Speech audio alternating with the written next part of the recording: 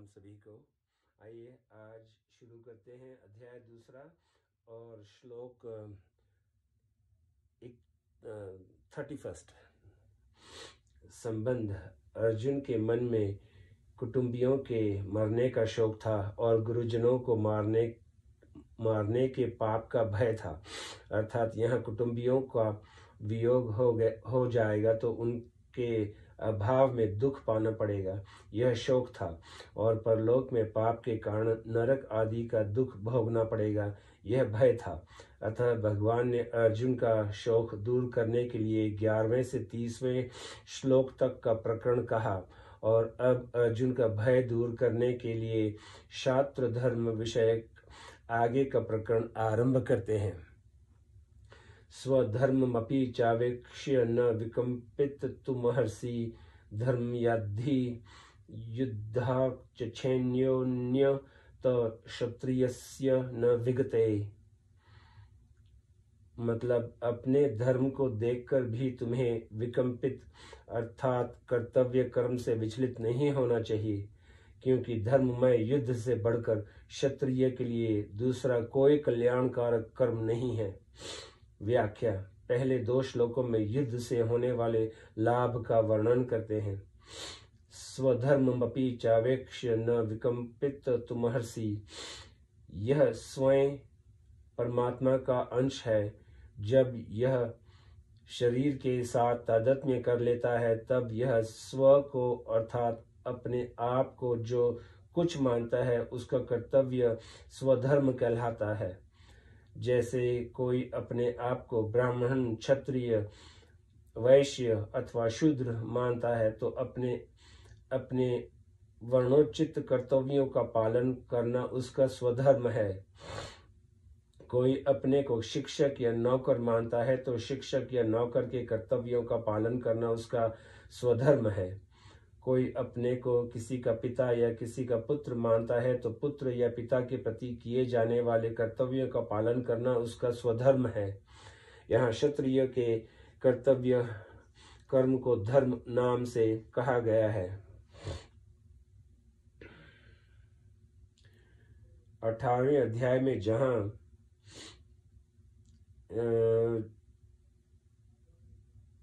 इन श्लोकों में चारों वर्णों के कर्तव्य कर्मों का वर्णन आया है, वहां बीच में धर्म शब्द भी आया है। श्रेयान् स्वधर्मो विगुण परधर्मात् स्वनुष्ठितात्। इससे कर्म और धर्म शब्द पर्यायवाची सिद्ध होते हैं। क्षत्रिय का खास कर्तव्य कर्म है युद्ध से विमुख न होना। अर्जुन क्षत्रिय है, अतः युद्ध करना उनका स्वधर्म है। इसीलिए भगवान कहते हैं कि अगर स्वधर्म को लेकर देखा जाए तो भी शास्त्र धर्म के अनुसार तुम्हारे लिए युद्ध करना ही कर्तव्य है। अपने कर्तव्य से तुम्हें कभी विमुख नहीं होना चाहिए। धर्मयाद्धि युद्धोच्छन्यो अन्यत क्षत्रियस्य न विगते। धर्म में युद्ध से बढ़कर क्षत्रिय के लिए दूसरा कोई कल्याणकारक कर्म नहीं है। अर्थात क्षत्रिय के लिए क्षत्रिय के कर्तव्य का अनुष्ठान करना ही खास काम है। गीता। ऐसे ही ब्राह्मण, वैश्य और शूद्र के लिए भी अपने अपने कर्तव्य का अनुष्ठान करने के सिवाय दूसरा कोई कल्याणकारी का कर्म नहीं है। अर्जुन ने 7वें श्लोक में प्रार्थना की थी कि आप मेरे लिए निश्चित श्रेय की बात कहिए। उसके उत्तर में भगवान कहते हैं कि श्रेय मतलब कल्याण तो अपने धर्म का पालन करने से ही होगा। किसी भी दृष्टि से अपने धर्म का त्याग कल्याणकारक नहीं है। अतः तुम्हें अपने युद्ध रूप धर्म से विमुख नहीं होना चाहिए। अब श्लोक 32। यदृक्षया चोपपन्न स्वर्गद्वार मपाव्रतम सुखिन क्षत्रिय पार्थ लभन्ते युद्धमीधृशम्। अपने आप प्राप्त हुआ युद्ध खुला हुआ स्वर्ग का दरवाजा है। हे प्रथानंदन, वे क्षत्रिय बड़े सुखी हैं जिनको ऐसा युद्ध प्राप्त होता है। अब व्याख्या। यद्र छया चोपपनन स्वर्ग द्वार मपावृतम। पांडवों से जुआ खेलने में दुर्योधन ने यह शर्त रखी थी कि अगर इसमें आप हार जाएंगे तो आपको 12 वर्ष का वनवास और 1 वर्ष का अज्ञातवास भोगना होगा। 13 वर्ष के बाद आपको अपना राज्य मिल जाएगा, परंतु अज्ञातवास में अगर हम लोग आप लोगों को खोज लेंगे तो आप लोगों को दोबारा 12 वर्ष का वनवास भोगना पड़ेगा। जुए में हार जाने पर शर्त के अनुसार पांडवों ने 12 वर्ष का वनवास और 1 वर्ष का अज्ञातवास भोग लिया। उसके बाद जब उन्होंने अपना राज्य मांगा तब दुर्योधन ने कहा कि मैं बिना युद्ध किए सुई की तीखी नोक जितनी जमीन भी नहीं दूंगा। दुर्योधन के ऐसे कहने पर भी पांडवों की ओर से बार बार संधि का प्रस्ताव रखा गया, पर दुर्योधन ने पांडवों से संधि स्वीकार नहीं की।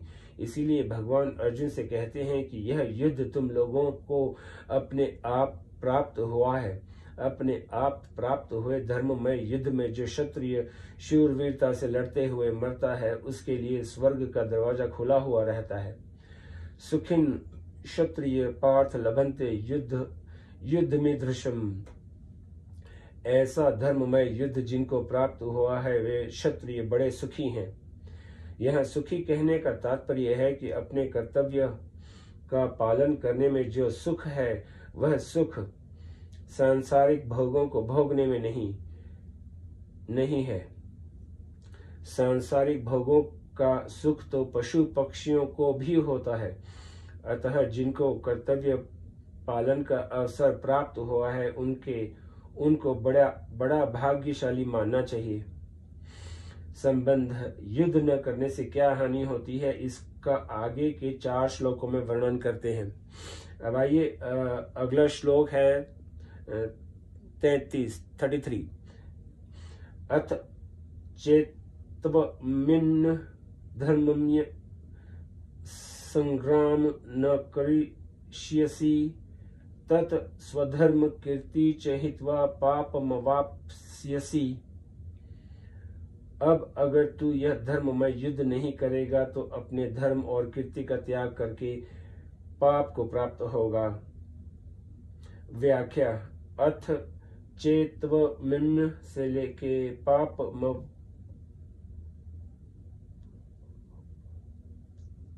पापमवाप्स्यसि। यहाँ अथ अव्यय पक्षांतर में आया है और चेत अव्यय संभावना के अर्थ में आया है। इनका तात्पर्य है कि यद्यपि तू युद्ध के बिना रह नहीं सकेगा, अपने शास्त्र स्वभाव के परवश हुआ तू युद्ध करेगा ही। गीता। तथापि अगर ऐसा मान ले कि तू युद्ध नहीं करेगा तो तेरे द्वारा शास्त्र धर्म का त्याग हो जाएगा। शास्त्र धर्म त्याग होने से तुझे पाप लगेगा और तेरी कीर्ति का भी नाश होगा। आप से आप प्राप्त हुए धर्म रूप कर्तव्य का त्याग करके तू क्या करेगा? अपने धर्म का त्याग करने से तुझे परधर्म स्वीकार करना पड़ेगा जिससे तुझे पाप लगेगा।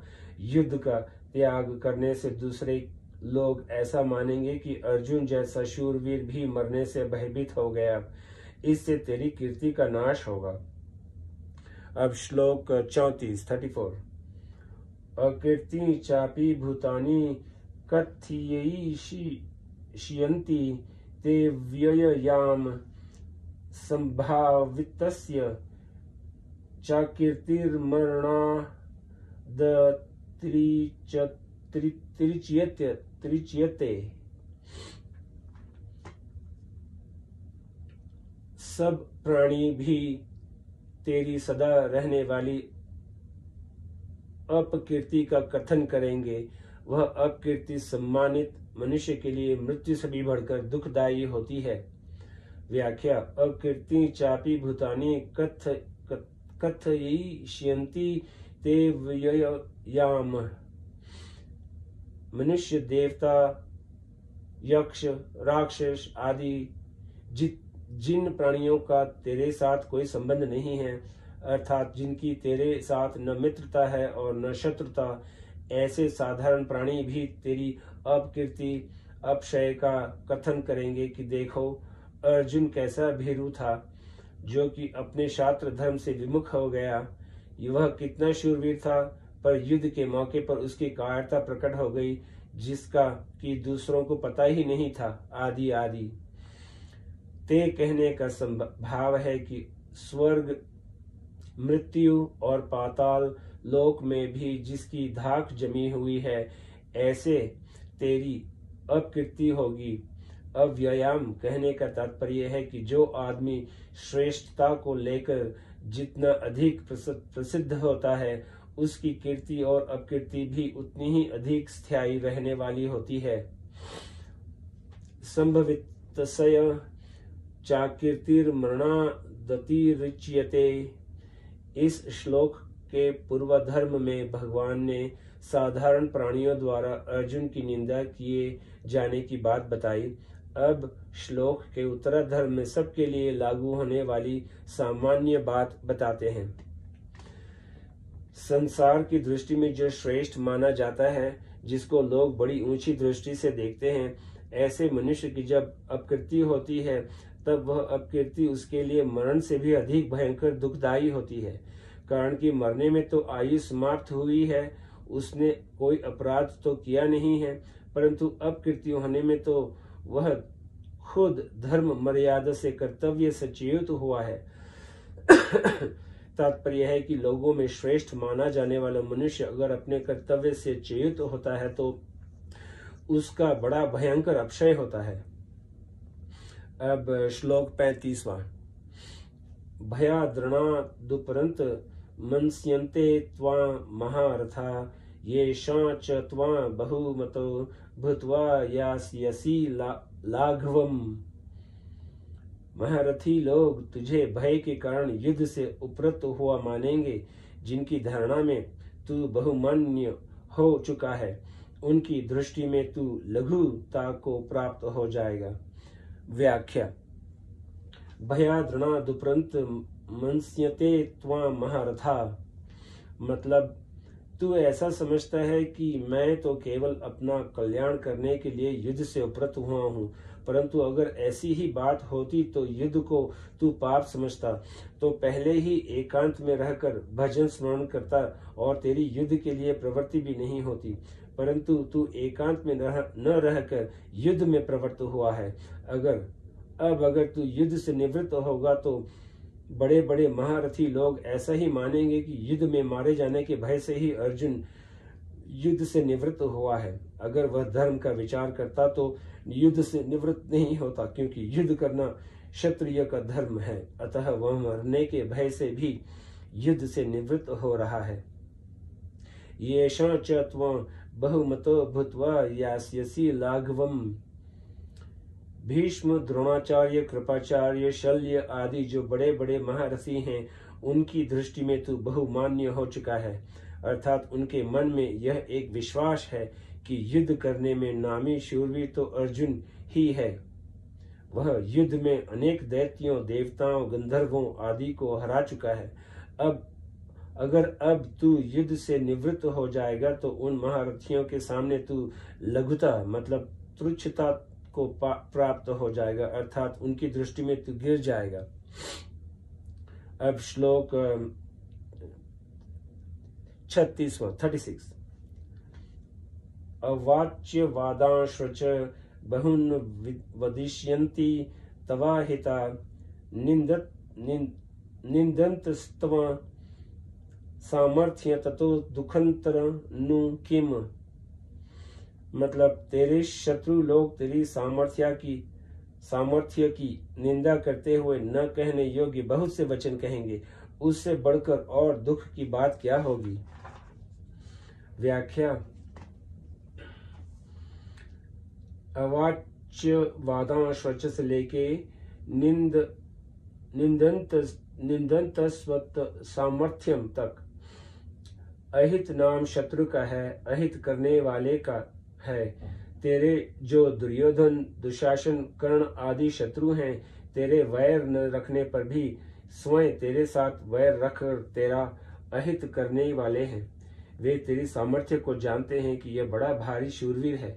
ऐसा जानते हुए भी वे तेरी सामर्थ्य की निंदा करेंगे कि यह तो हिजड़ा है। देखो, यह युद्ध के मौके पर हो गया ना अलग। क्या यह हमारे सामने टिक सकता है? क्या यह हमारे साथ युद्ध कर सकता है?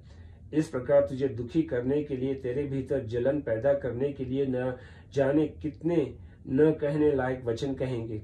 उनके वचनों को तू कैसे सहेगा? ततो दुखंतर नु किम, इससे बढ़कर अत्यंत भयंकर दुख क्या होगा? क्योंकि यह देखा जाता है कि जैसे मनुष्य तुच्छ आदमियों के द्वारा तिरस्कृत होने पर अपना तिरस्कार सह नहीं सकता और अपनी योग्यता से, अपनी शूरवीरता से अधिक काम करके मर मिटता है, ऐसे ही जब शत्रुओं के द्वारा तेरी सर्वथा अनुचित तिरस्कार हो जाएगा, तब उसको तू सह नहीं सकेगा और तेजी में आकर युद्ध के लिए कूद पड़ेगा। तेरे से युद्ध किए बिना रहा नहीं जाएगा। अभी तो तू युद्ध से उपरत हो रहा है, पर जब तू समय पर युद्ध के लिए कूद पड़ेगा, तब तेरी कितनी निंदा होगी। उस निंदा को तू कैसे सहेगा? अब श्लोक 37 संबंध। पीछे के 4 श्लोकों में युद्ध न करने से हानि बताकर अब भगवान आगे के 2 श्लोकों में युद्ध करने से लाभ बताते हैं। हतो वा प्राप्स्यसि स्वर्ग जित्वा वा भोक्ष्यसे महिम तस्मा दुथिष्ठ कौन्तेय युद्धाय कृत निश्चय। अगर युद्ध में तू मारा जाएगा तो तुझे स्वर्ग की प्राप्ति होगी, और अगर युद्ध में तू जीत जाएगा तो पृथ्वी का राज भोगेगा। अतः हे कुंती नंदन, तू युद्ध के लिए निश्चय करके खड़ा हो जा। व्याख्या। हतो वा प्राप्स्यसि स्वर्ग जित्वा वा भोक्ष्यसे महिम। इसी अध्याय के 6 श्लोक में अर्जुन ने कहा था कि हम लोगों को इसका भी पता नहीं है कि युद्ध में हम उनको जीतेंगे या वे हमको जीतेंगे। अर्जुन के इस संदेह को लेकर भगवान यहाँ स्पष्ट कहते हैं कि अगर युद्ध में तुम कर्ण आदि के द्वारा मारे भी जाओगे तो स्वर्ग को चले जाओगे, और अगर युद्ध में तुम्हारी जीत हो जाएगी तो यहाँ पृथ्वी का राज भोगोगे। इस तरह तुम्हारे दोनों ही हाथों में लड्डू हैं। तात्पर्य है कि युद्ध करने से तो तुम्हारा दोनों तरफ से लाभ ही लाभ है, और युद्ध न करने से दोनों तरफ से हानि ही हानि है। अतः तुम्हें युद्ध में प्रवृत्त हो जाना चाहिए। तस्मादुत्तिष्ठ कौन्तेय युद्धाय कृत निश्चय।